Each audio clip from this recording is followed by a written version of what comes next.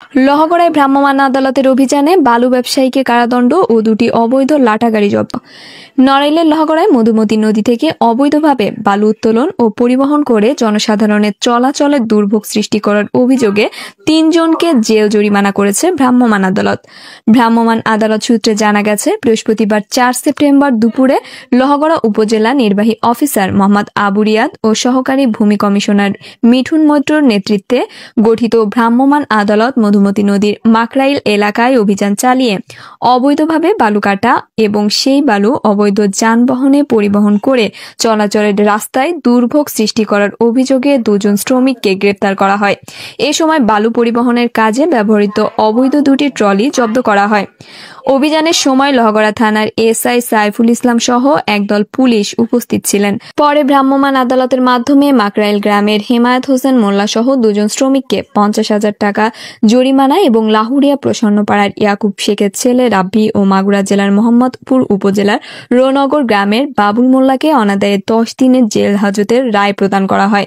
এ বিষয়ে লহগড়া উপজেলা সহকারী কমিশনার ভূমি ও ভ্রাম্যমাণ আদালতের নির্বাহী ম্যাজিস্ট্রেট মিঠুন মৈত্র সাংবাদিকদের বিষয়টি নিশ্চিত করে বলেন, বালুমহল এবং মাটি ব্যবস্থাপনা আইন 2010 7 খ এর ক এই ধারা মোতাবেক অভিযুক্তদের জেল জরিমানা করা হয়েছে।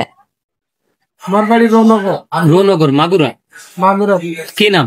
আমার নাম মোহাম্মদ বাবুল মোল্লা। আচ্ছা, এই বালি কোথায় নিচ্ছিলেন? নাটাতে করে? এই বালি নিচ্ছিলাম না চর বালি দিয়া। কার কাছ থেকে বালি নিচ্ছিলেন? বালি যে মাকরাইল বেড, ওইখানে মালিক কে বেডের? ওই বেডের মালিক, ওনার নাম হলো হেমায়েত। হেমায়েত। তো বালিটা কি নদীর থেকে বৈধভাবে উত্তোলন হচ্ছিল নাকি অবৈধভাবে জানতেন? আমরা তো স্যার জানি না, আমরা গাড়িতে কাজ করে গাড়ি নিয়ে যাই আর গাড়িতে নিয়ে আসি, হয়তো না অবৈধ আমরা এগুলো জানি না।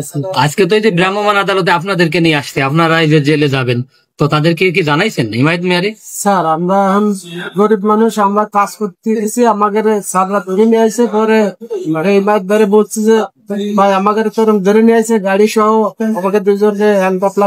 কয়টা গাড়ি আনছে? 2টা। আর 2 জন মানুষ?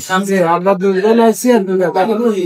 আপনারা কি করতেছিলেন ওইখানে মূলত? আমরা ওই জায়গায় গাড়িতে এই বালি উঠছিলাম বেডের থেকে। গাড়ি ভর্তি ছিল। আর ওই বেডে বালু উঠেছে কোন জায়গা থেকে? নদী? এই জায়গায় ওই নদীতে ওই কোন জায়গাতে আনি উঠেছে আমরা অত কিছু জানি না। আমরা বেড এক জায়গায় আছে, ওই জায়গাতেই আমরা বালি আনি। এখন উনি কোন কাজে? মাগুরা থেকে আপনি লহগড়ায় নিচ্ছেন? মাগুরা না, আমার বাড়ি আসছে লাহুরিয়া, পরেই রৌনগর মাগুরা। আপনি কি এর আগে ওইখান থেকে বালু নিছেন? হ্যাঁ, আমি ওই জায়গায় কাজ। তো আপনি জানেন না যে 14 এপ্রিল থেকে বালু মহলটা ইজারা বন্ধ আছে? ডিসি অফিস থেকে, অফিস থেকে নির্দেশনা আছে।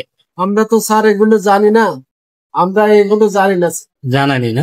আরে তো আগে উঠোনো ছিল।